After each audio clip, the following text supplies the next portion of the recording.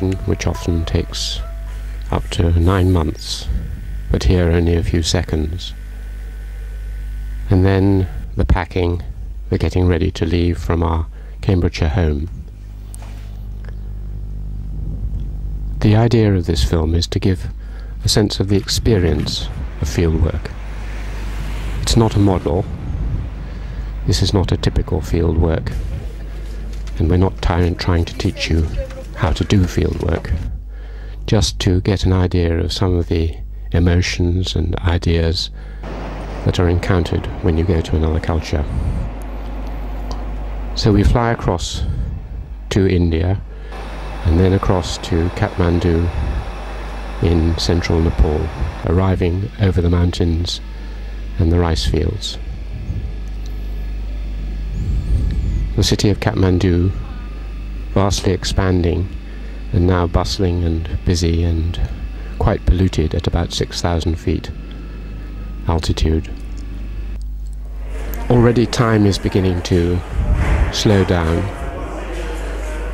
though the streets are filled with fairly ramshackle cars and a lot of pollution. We spend 2 or 3 days characteristically in Kathmandu, visiting friends, meeting people, talking, relaxing, staying often in a hotel, and then drive back to the airport to catch the plane across to the smaller town of Pokhara by a local airline.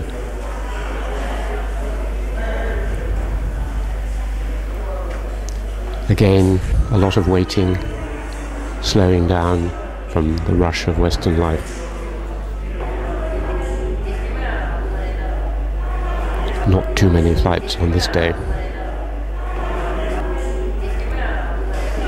This local flight across to Pokhara takes about 40 minutes, whereas if you go by bus or car, it takes a whole day. Small planes which will fly across, showing the vast expanse of the Himalayas on the right.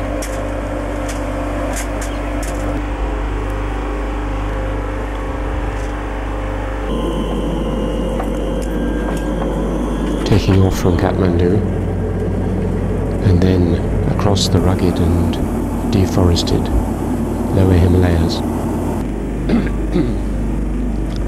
In Pokhara, the first wheel that arrived here in the 1950s was on an aeroplane. At about 2,000 feet, a beautiful warm town, still with much charm. An intersection of the east and the west, where the Gurungs, the people we're going to work with, marked in the centre of the map, live. About 160,000 of them, or a little more in that area, centred around Pokhara, many of them now living in Pokhara. Pokhara itself very busy, full of taxis, full of buses, but now rather denuded of tourists because of the political situation. A mixture of the old town, the old markets, and the new supermarkets. Electricity, medicine, doctors,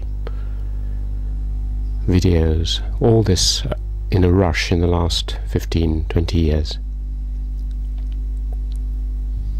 And even the Rover's Return pub.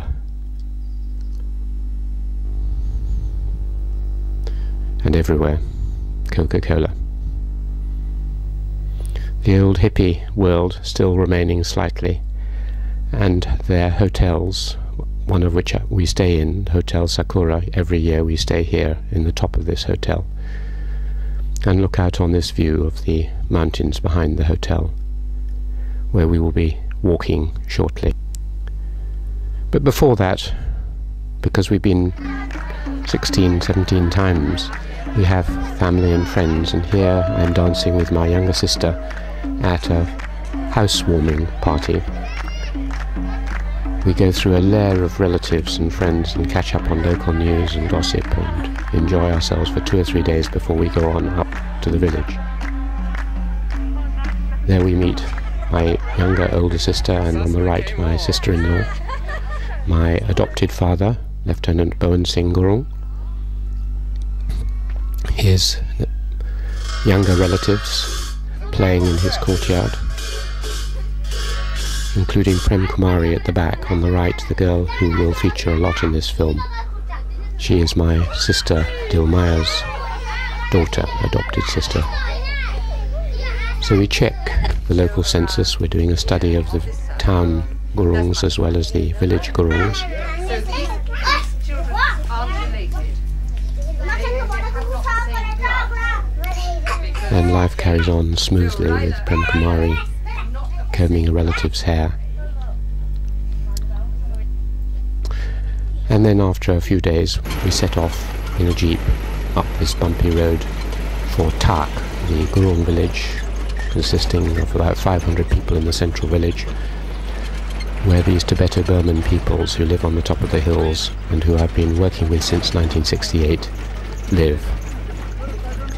It's a very rough road, and previously one had to walk it. It took 3 or 4 hours just up to the top of this valley walking.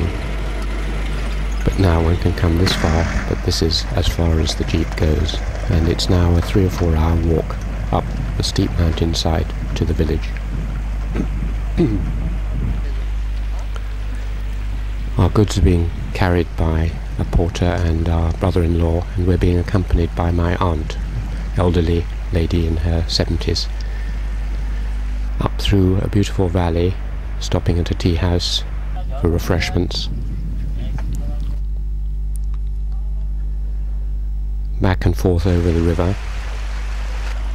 Gradually the noise, the hurry, the rush of civilization dropping away, and travelling back in time and space to a pre-wheel, pre-electricity, pre-sanitation world.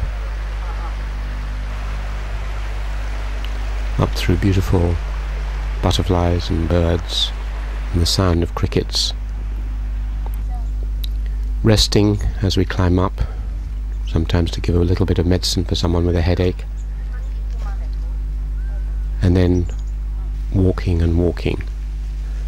I've walked this up and down to 3,000 feet about between 50 and 100 times in my life. Know every step.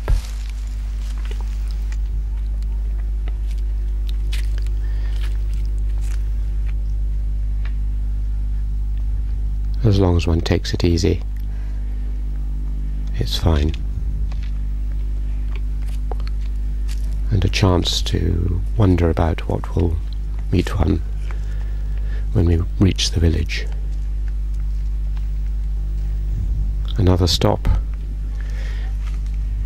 We're very hot and thirsty, so a tangerine is very welcome.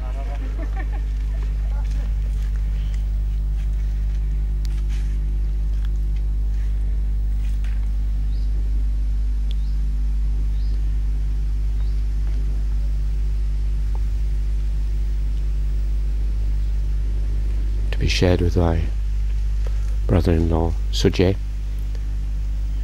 and then on up the steps, stopping to look back. There's the valley we came up in the jeep in the far distance, and then looking up to the village, still another 1,000 feet above us. We meet old friends who greet us and say, "It's nice to see you again."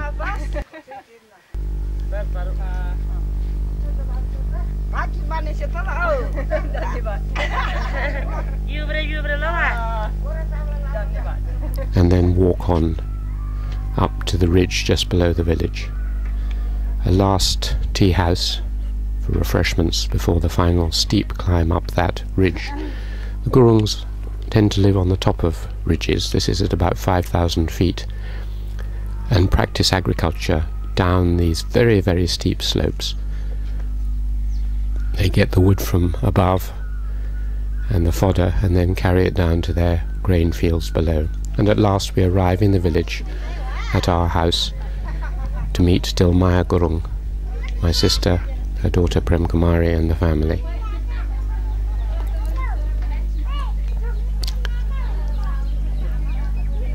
So we've arrived.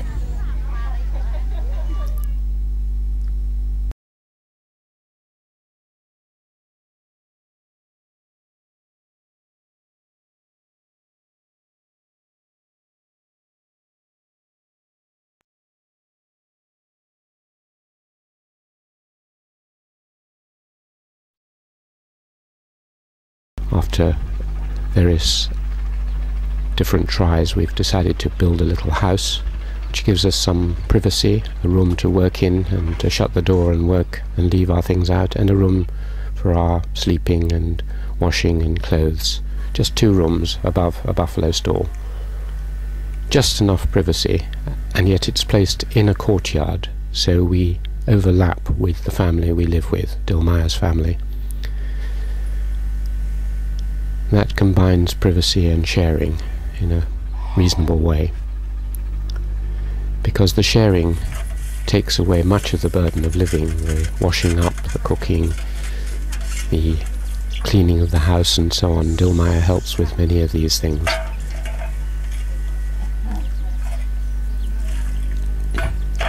But we still have to keep ourselves clean, which is quite a struggle in a village like this.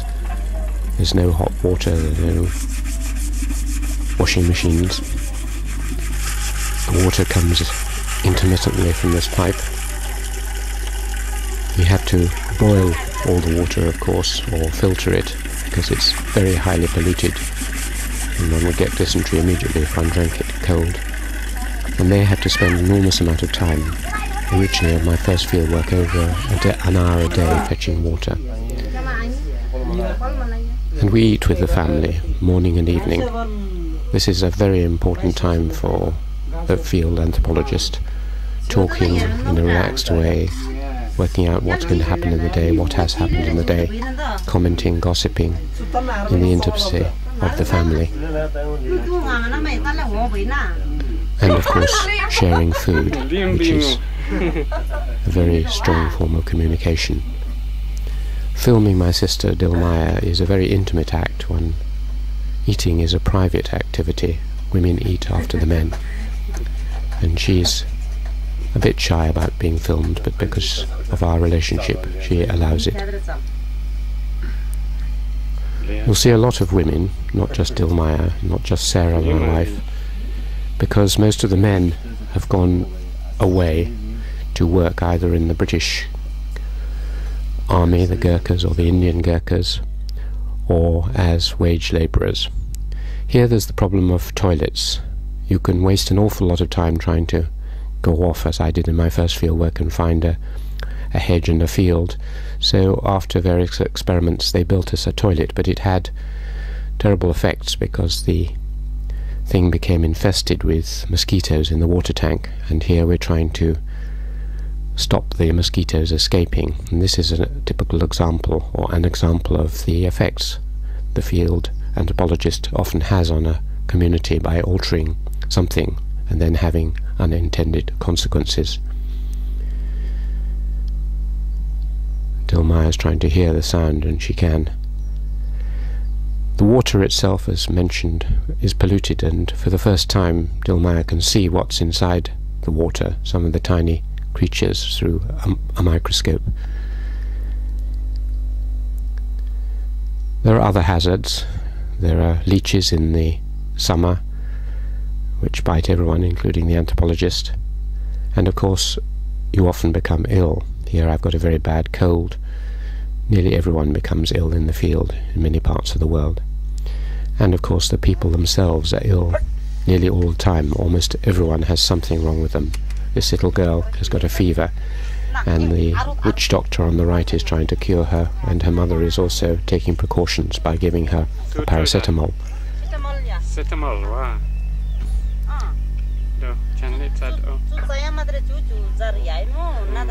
When the anthropologist pulls a ligament in his finger, he consults the witch doctor, who says a spell over it. And by taking local practitioners seriously like this, it adds to the rapport with the people in the village.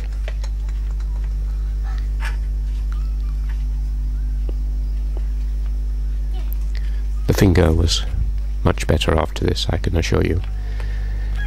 Mutual grooming, of course, is a very important form of communication. Here Prem Kumari is having the luxury of Western hair soap, shampoo, and blowing bubbles, and Sarah is grooming her. It's a very intimate gesture, and Dilmaya's here washing my hair. She wouldn't normally wash a man's hair, but it's very interesting that she was prepared to do this and to make acid comments about the absence of my hair,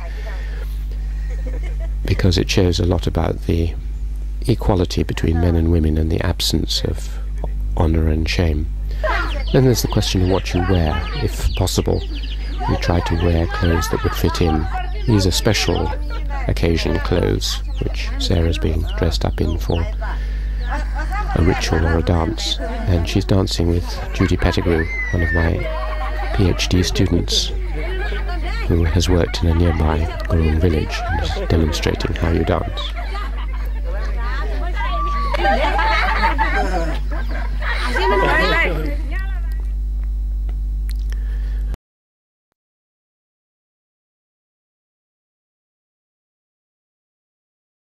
That's not just language, but the whole body.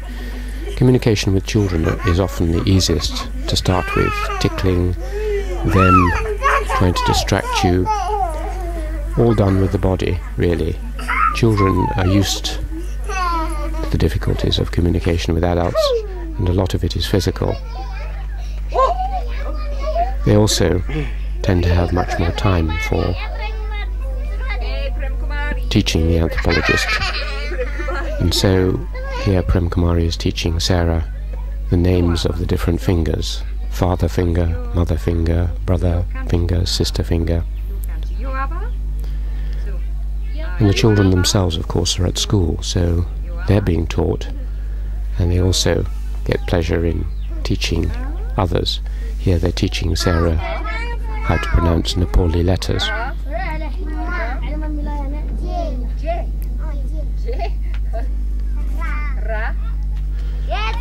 And one learns from adults and young men.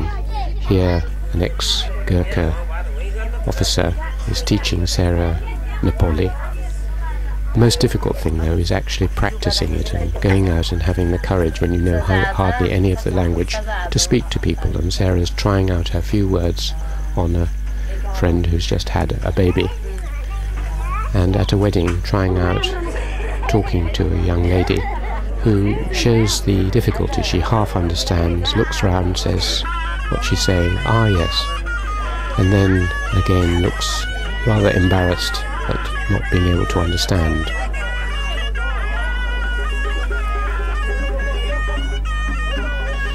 But if you have some photographs to talk about, this is my aunt, this is my uncle, animation and excitement.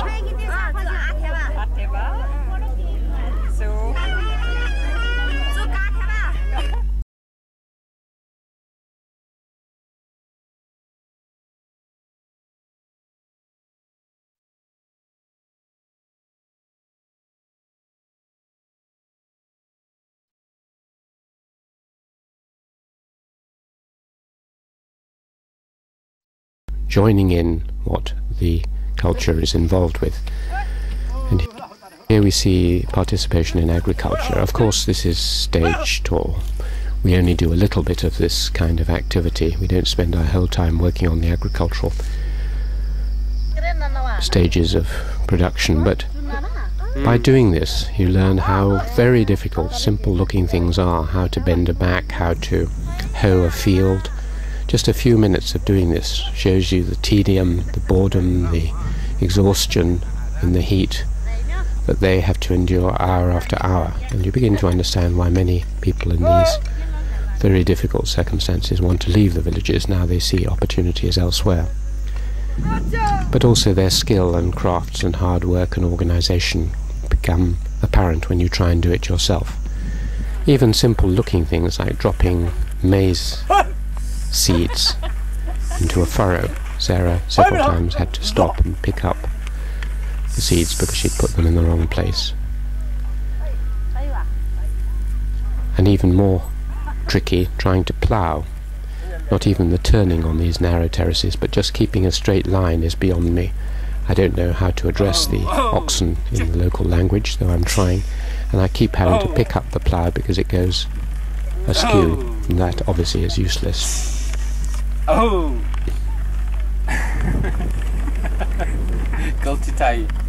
Oh!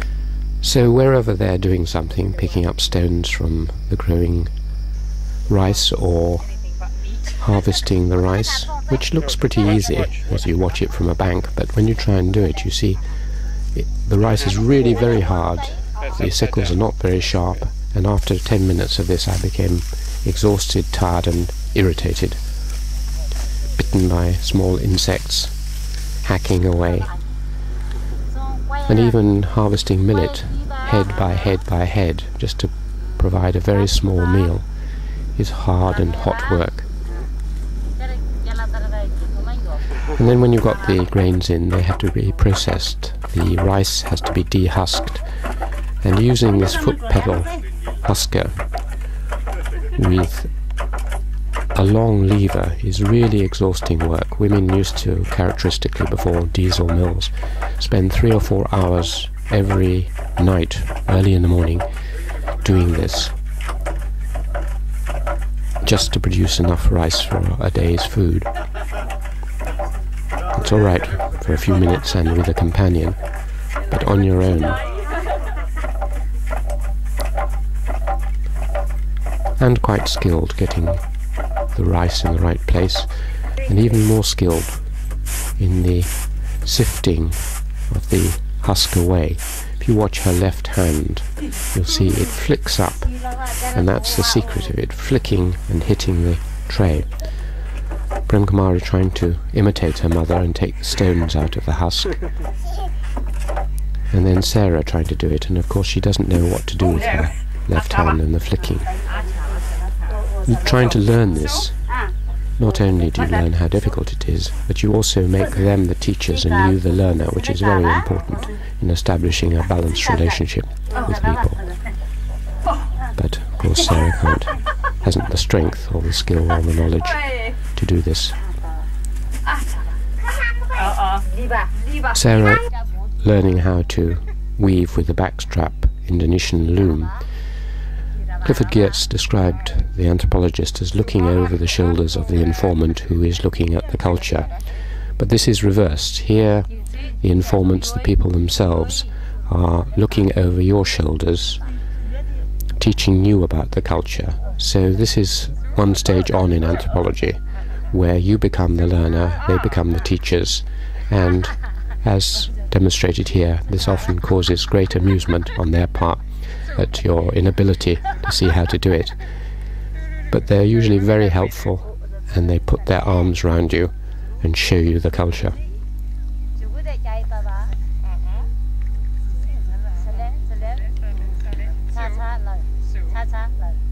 Shake it up and down. Shake it up.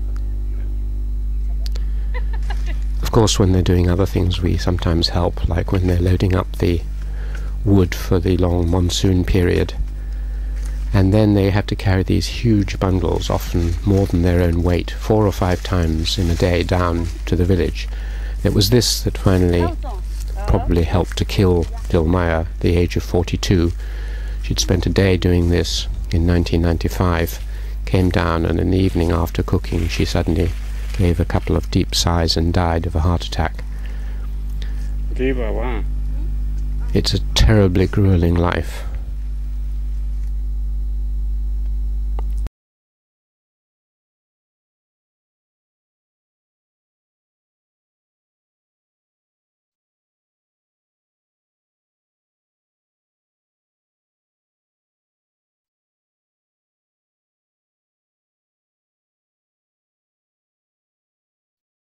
Here we're going off to a small puja that is being done at a house for the young man who's abroad, and so they've got in some Brahmin priests to do a ritual.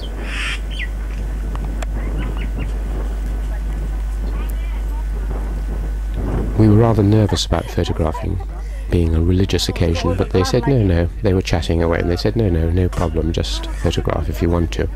What's going on doesn't really interest them terribly, and most people wouldn't be able to explain what is happening, so the priest is explaining what you do. Some of the gestures are familiar, but it's basically a social gathering with a ritual going on in the background. And it's a matter of sharing, in getting involved in bits of it, and at the end getting involved by sharing the tika mark on the forehead made of rice. One has to just suspend whatever disbelief one has and religious principles, because you can combine religions in this area.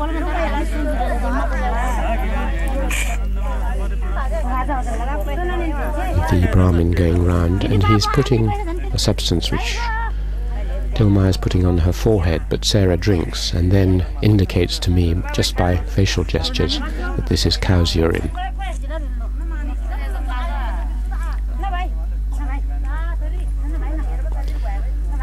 And finally, the women, and again it's all women, the men away in the fields or abroad, the women go off with bits of food for their families. On you go.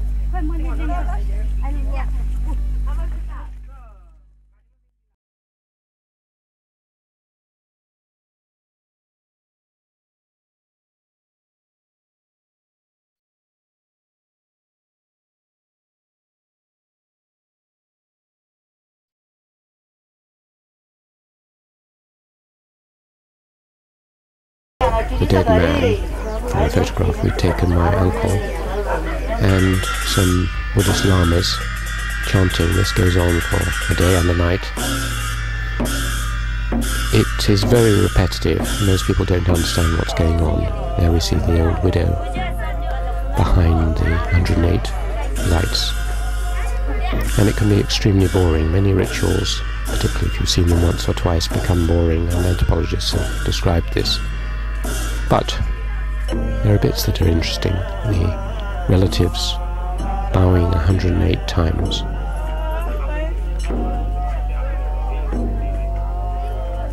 And you can talk to people and ask them what's happening and catch up on information.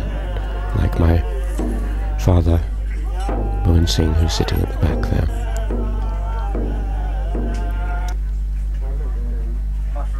And talking to Sarah.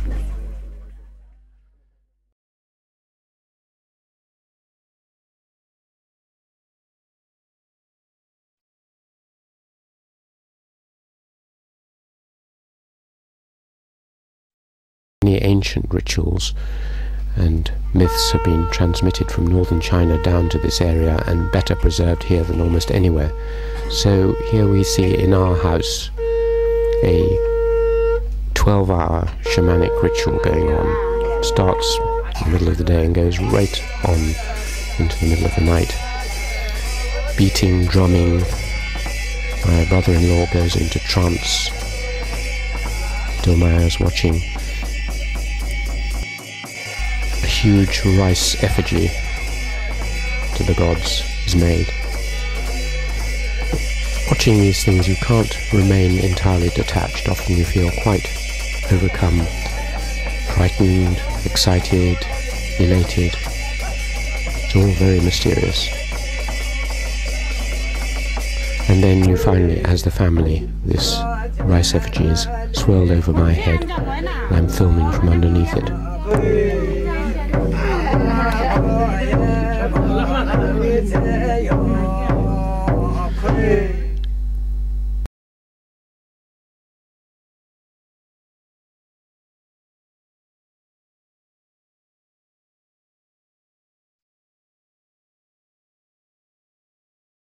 Two young girls before puberty. The one on the left is just nodding and going into trance, the other one doesn't. And they dance once a year for 3 whole days and part of the nights. An ancient Hindu myth or story about a king who was reputedly killed and his wife committed suti. They dance this beautiful dance to the chanting of the old men. This is dying out in most Gurung villages, and like the shamanic film, this is important archival film now. They dance it for the village, but also for us, and here at the end we're sitting. I'm not using a zoom lens, so this girl is really this close to me as I sit and receive her dancing offering.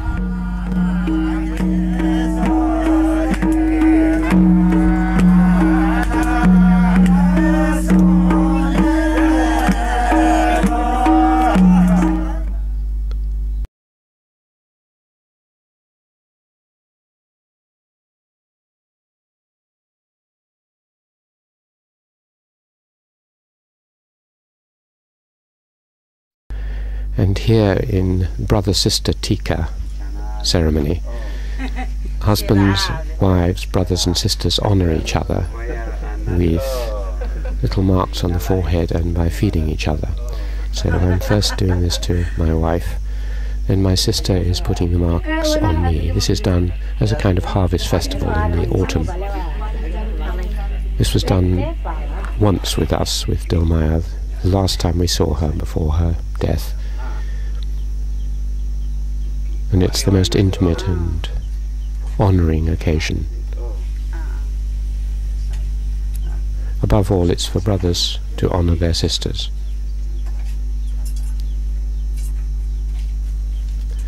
They give them gifts as well as putting the mark on them.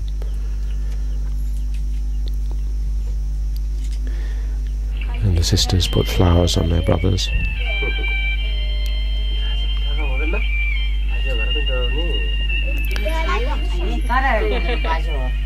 And flower garlands from other relatives who couldn't be there around their necks, from my other sisters.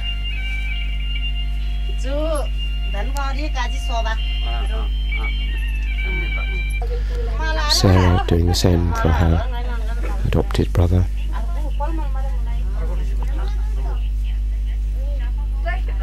And then the most intimate gesture of all, the feeding, actually putting food into your mouth.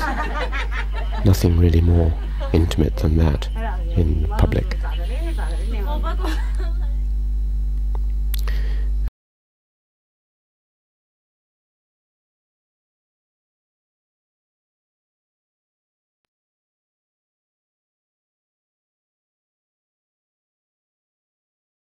Memorial service for a dead person, and it's Prem Kumari's mother, Dilmaya, we're remembering today, and taking her spirit, which has been wandering since her death in the village, up with the help of all these shamans, up across the mountains to the land of the dead.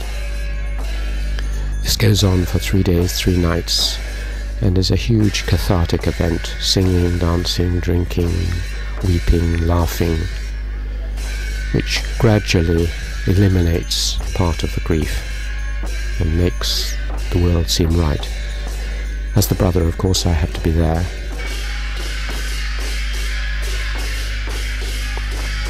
And help the spirit leave the village.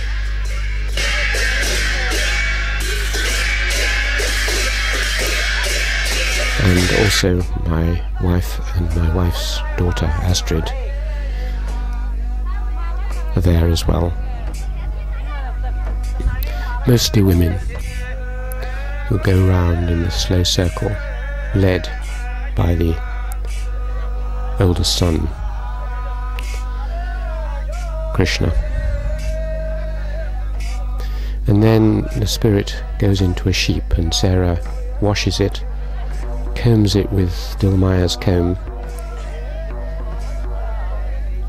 shows it itself, or the spirit inside it, in the glass, and then the sheep is fed a lot of food, its neck is cut off, and they examine its insides and find that the food has disappeared, which we actually witnessed and filmed. All the food had gone.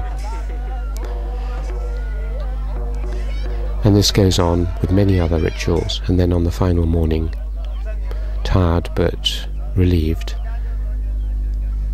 all the visitors are given gifts, and the spirit is at ease, and we are at ease. Only the widower is left.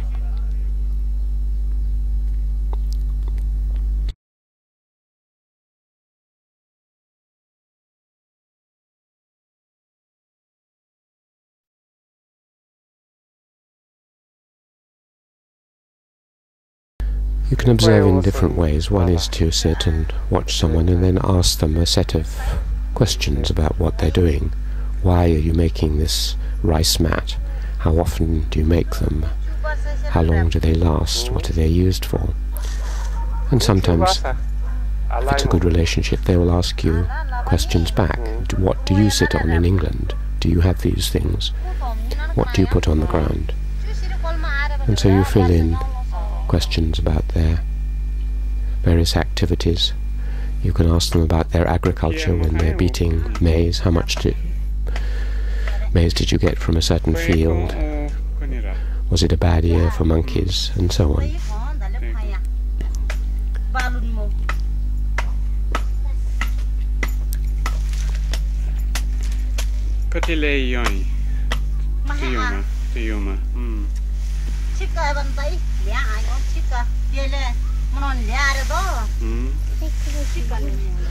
And before complicated rituals, it's very helpful to talk to the shaman here, Yajung Kromje Pochu, very distinguished shaman who is explaining a day-long ritual he'll do, in which he'll fight against witches and do various activities, and he's laying out the structure of the occasion so that we can understand it better. He speaks English.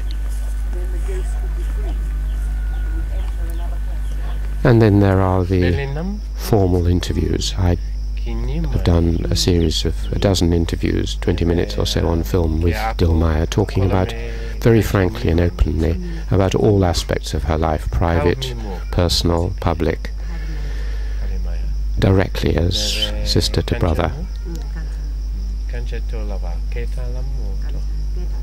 Just sitting with a camera on my knee like this, relaxing, talking.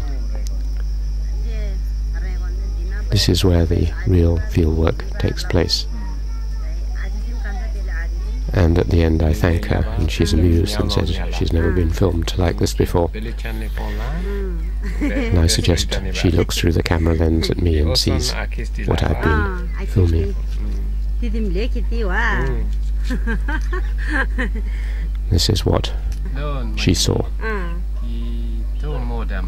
going through a few more questions with her. And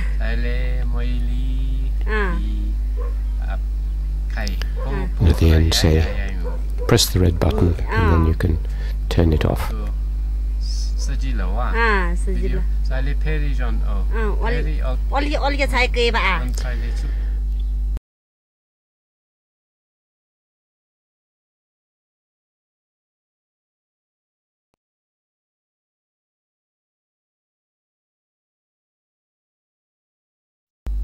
The most important part of the methodology in the field.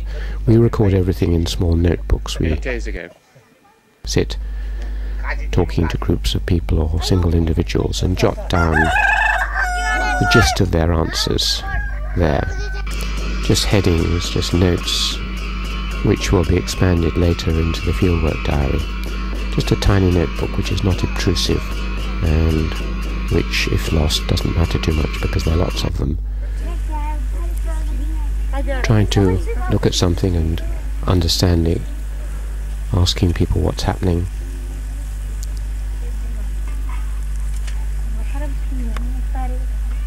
If you're very fortunate, then you will find an informant like this. This is Bhadra Singh Gurung, my other adopted father, who is a mine of information. He carries in his head the whole social, economic, genealogical structure of this village, and for year after year he downloaded this to us so that we had a complete census, a complete inventory of all the possessions, all the wealth, all the status, everything about the village. And hour after hour with him we transcribed this and later put it into a computer. So we're checking the field surveys and the who owns what and who is sharecropping what. Long, arduous work, often punctuated with colds, as you see with the toilet paper. Really grinding work, but it makes the difference between superficial and real to in-depth field work of a particular kind. A total reconstruction of a village, which is what we've been trying to do for over 30 years. Bhadra Singh trying out his English, using one English word and much amused by that.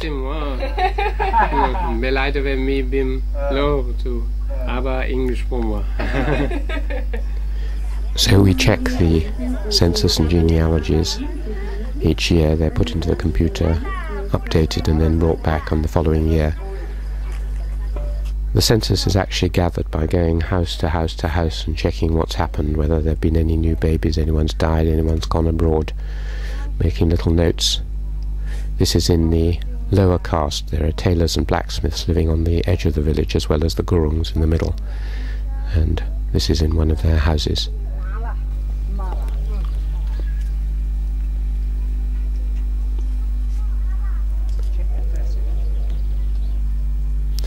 And then collating it all. A great jigsaw puzzle which Sarah mainly sorts out, getting it all interrelated, often working with informants. This is the old man's son, who's now in Hong Kong and who speaks good English, and he's explaining what's happened in a certain household. Ah, yes. Let's have a look. We've got House 91. House 91, here we are. This is Dil Bahadur, that's at Lamaket. He's dead. Yeah, he's dead. Maila is Gopal Singh, or Bhopal Singh. Bhopal. Is it Maila? Maila's son. So Maila. Long Maila's son or Maila work, himself? but is living there? Maila. essential So Bhopal Singh. for this kind of classical community study, Ah, so he's built historical over there. community study, fieldwork. Another way of gathering information is to show people photographs, ask them where the people are now, who they have married, and so on. Here we see some tailors and Gurungs mixed together, showing the caste system is not very strict in this area. The ones on the left are tailors, and the others are Gurungs. And we're being told, oh, so-and-so has gone off to Bombay.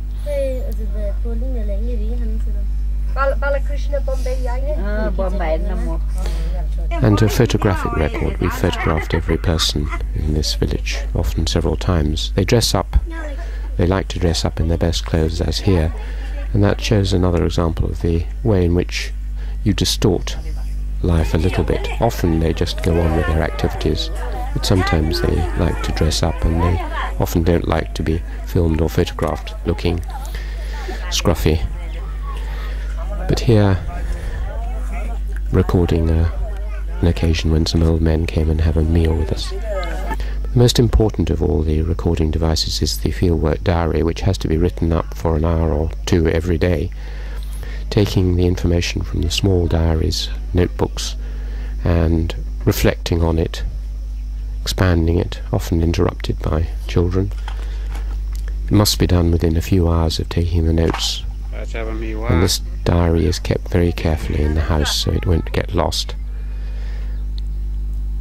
It shouldn't be carried around, and it's also too large. It obtrudes between you and the people you're talking to. But it is the key document, and we in the end put all this into the computer as well.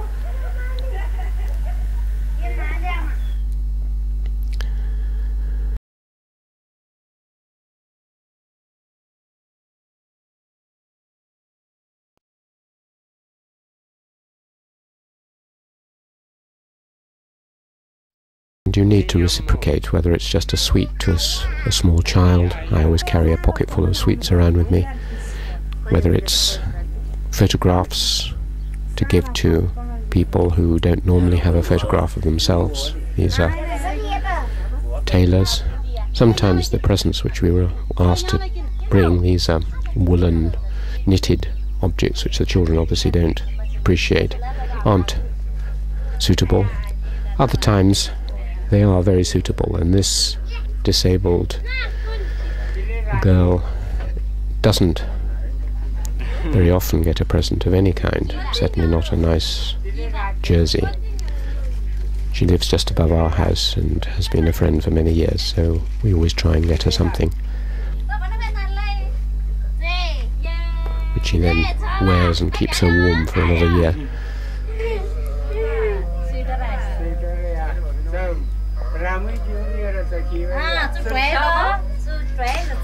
Mother's pretending to take it away from her. More difficult to get nice things for Dilmaya, who's quite choosy. This is an occasion for the exchange of objects, and we tend to buy clothes for Prem Kumari, good, strong, large-size clothes, which will see her through another year. And Dilmaya's bought this for Sarah, this sari, in exchange.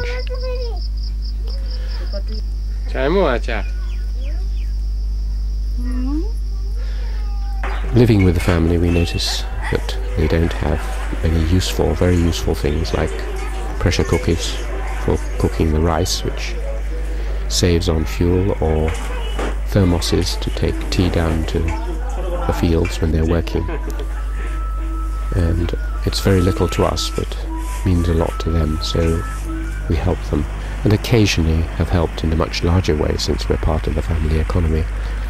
On this occasion we opened a bank account for Sujay, my brother-in-law, and gave him enough money to buy a reasonable sized field, which would mean that he no longer had to be a poor sharecropper but could have his own field. It's a great privilege to be able to help in this way, but of course dangerous, because people become jealous of a particular family. So it's better to give to the community, and here we've bought a pressure lamp for the women's dance party, who raise money for charity.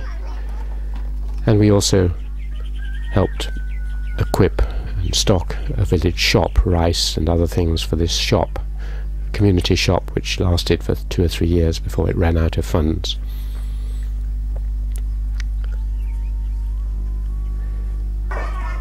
Different people can help in different ways. In many parts of the world people want to learn English, and in this village school occasionally Sarah, who's a trained teacher, goes up and does a little bit of teaching. They have hardly any resources, of course, and just a little bit of interest and attention is appreciated. Repetitive rote learning. This is her mother. This is her mother. What is the main English books written for Nepalis rather than for Gurungs. the bicycle? The bicycle is Rams. The bicycle is Rams. Another way to help is through medicine. The provision of medicine in the village is tiny, just a few pence per person per year, and so when a little boy falls off a terrace and cuts himself, we can put on some antiseptics and soothe him.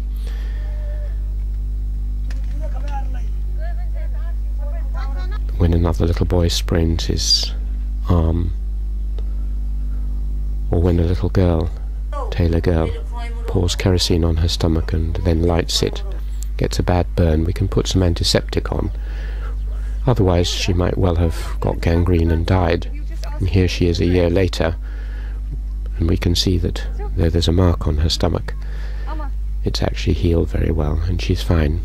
Now she's in her mid-teens.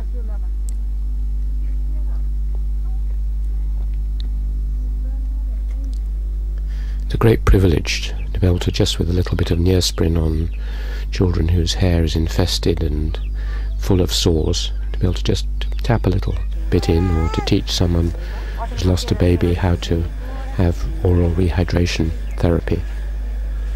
This is something which costs us almost nothing, but can alleviate pain in a simple way.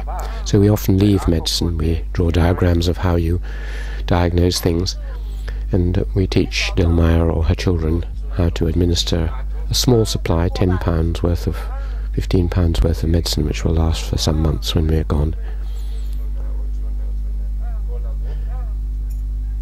There's no village dispensary. The health post is far away and often doesn't have medicine. Or again, one can reciprocate to the whole community. Kill a buffalo, as we've done here, give sweets to the children, meat to the people who often don't have the chance to eat meat off more than every few months. And again, reciprocating and joining in with one's family. In Pokhara we have a whole clan of relatives, hundreds of relatives through our father Bowen Singh, and here we're having a family picnic, which we try to do every time we visit, with games and speeches and, of course, feasting.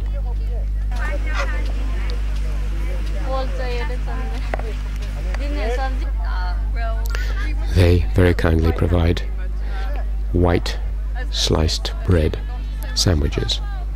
To find us cheese, bread, and so on, then it would be Another way to reciprocate is to be involved actively, politically or culturally, and here I'm explaining that as an anthropologist I very much value their traditions, their myths and rituals, and that they should try and preserve them. After that speech, they were inspired to build, not just that speech, but they were inspired to build this fantastic museum, study centre, ritual centre, which is twice this size now, and preserves much of Gurung culture in it.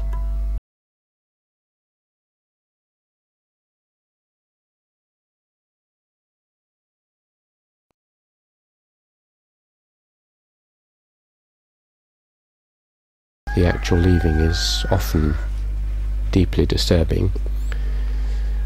The packing up, the emotion. Dulmaya hardly ever shows emotion, but here she's weeping as we leave. We have a little ritual in the house, BUDDHISM, my father, blessing us for the journey.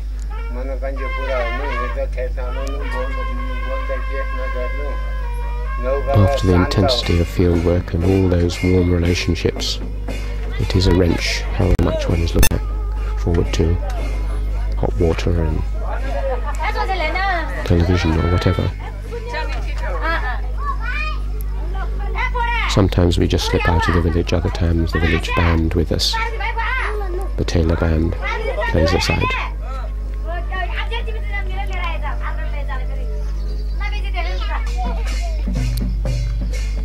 The edges of the village, and then down to the point where they will wave for an hour as we go down the hillside. They're still waving as we disappear.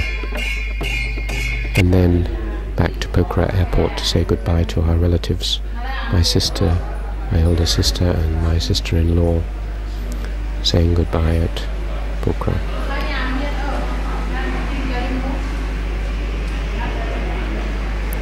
Don't forget us, they say, which we won't. Ever. Because the relationships, if the fieldwork has gone well, are as deep as any that you will have in your life. You're dependent on them, they give a huge amount of themselves, and the quality of the final fieldwork will often depend on that emotional bond, which is particularly deep with such warm and courageous, honest and delightful people as the Gurungs. Sister-in-law saying goodbye to Sarah, who obviously reciprocates, and Bowen Singh himself, British Gurkha lieutenant, reduced to tears. I've known him since 1968, a real friend. And then to Kathmandu and the international flight back to England, back to a different world. Affluent, but in many ways cold. And all there is the remembered village, and then the writing up of the fieldwork, another year trying to reconstruct it in your mind, make sense of it,